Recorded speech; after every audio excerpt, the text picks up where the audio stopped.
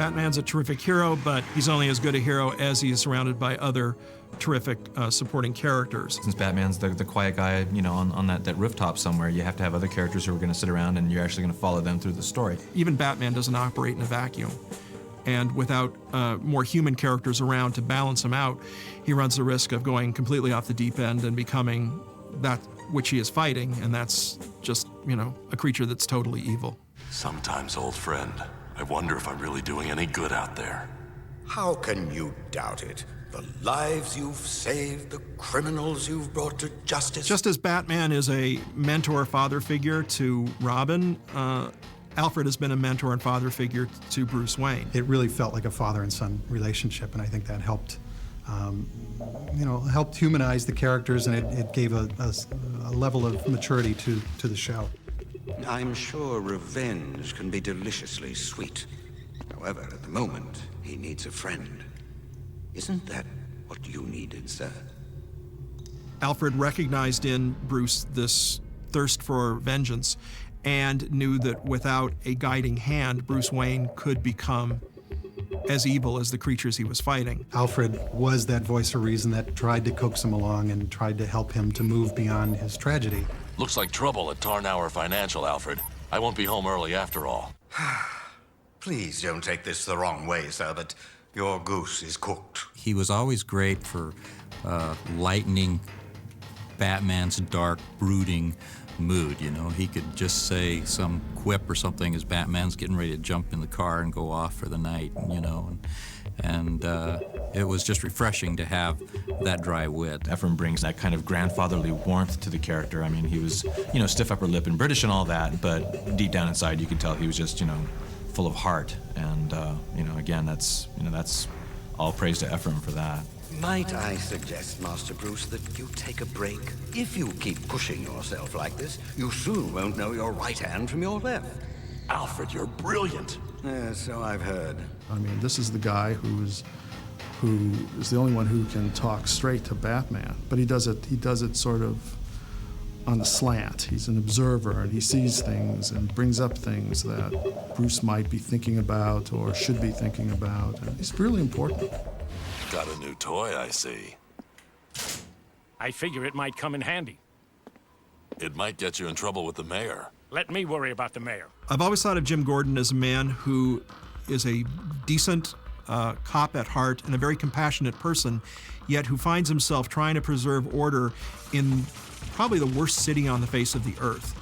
And yet he has to follow certain rules and regulations, and the only way to preserve order in the city is to break those rules. Tell Bullock he should add more guards, just to be safe. Is there anything you don't know about? I only assigned that detail a couple of hours ago. One of these days, I'm gonna nail his feet to the ground. Commissioner Gordon was kind of like the Frank Miller Batman, Return of the Dark Knight, like really gave the guy like major competence. Like the guy was like a really competent cop. And I think that's pretty much what Bob Hastings, you know, his voice really embodied that, you know, very mature, very fatherly voice. The bust went down okay? Yes. Get some rest now. Gotta keep fighting, never stop. Maybe if I'd been younger, could have been like you. Always wanted to be a hero. You are a hero, Jim.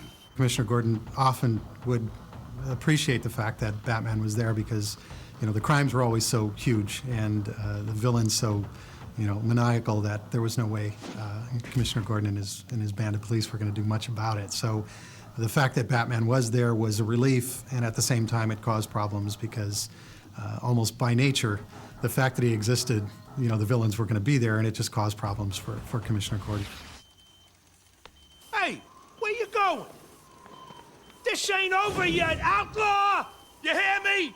You're going down for this! I ain't talking law! I'm talking you and me! There was a character in the comics, Harvey Bullock, the kind of slobby detective character who'd been in the comics for about 10 years or so at the point that we did the show. We knew he would be a great foil for Commissioner Gordon, so we decided we'd draft him into our animated version. There was no sign of forced entry here, you know, so I'm figuring somebody must unlock the cages and look the other way. We didn't want to make Bullock really a dirty cop, so we made him kind of a soiled cop, but not completely dirty. There is a small spark of goodness in the guy. Nobody's sneaking in here tonight. If I got in this easily, so will the Joker. Hey, this is police business. Haul your bat butt out of here. He really does believe that preserving the law is a cop's job, which leads him into conflict with Batman on numerous occasions. Like, what do we need the weirdo in the cape for when, you know, guys like me are out busting their butt to keep the streets clean?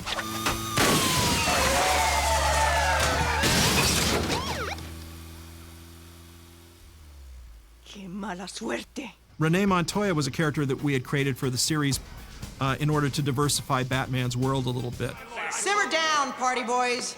You'll be out tomorrow morning. I think it was interesting to have this really smart, hard-nosed female counter to Bullock, and again, yet another piece of competition for him.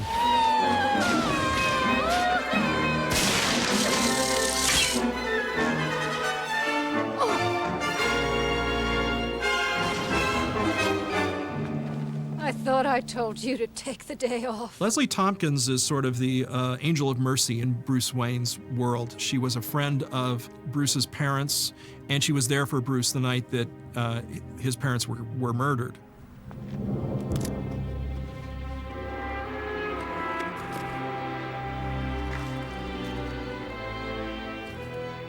Every year, Batman goes and deposits the bouquet of roses at the site where his parents were killed, and she's aware of that and keeps the appointment with him to go to that spot. She was a significant influence in Bruce Wayne's life, and somebody that he could share his secret with and that understood why he functioned the way he did.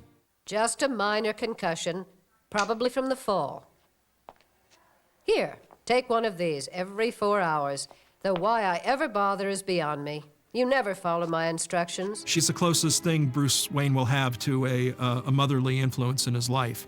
She knows that Bruce is Batman, and she knows that he has shouldered this burden to protect the city when Batman gets really hurt. The guy can't usually go to a hospital, so thank goodness Leslie Tompkins is there and she can administer some aid and comfort. Catwoman, it's me.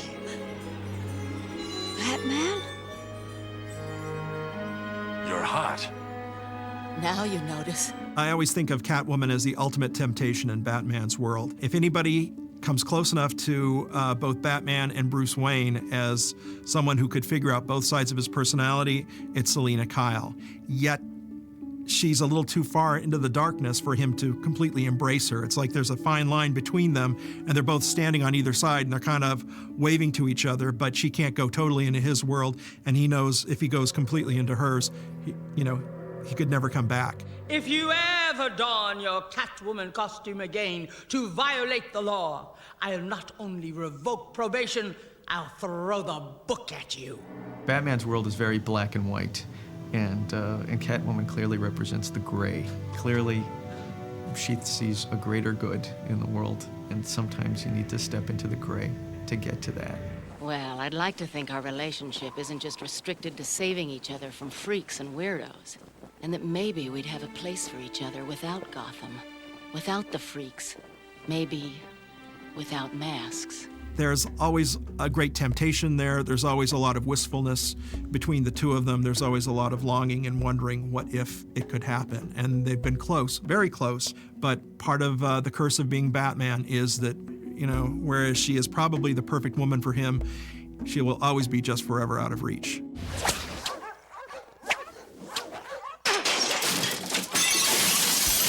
The cool thing about the environment, the universe that was created, was that we were allowed to explore different manifestations and different characters. You got to have this supporting cast, around Batman, and it creates this interesting, colorful world and creates the world of contrast. We didn't have to just have a cast of hundreds of nameless, useless characters that did nothing more than voice the dialogue. These characters added value to the history of Batman as we were trying to make it.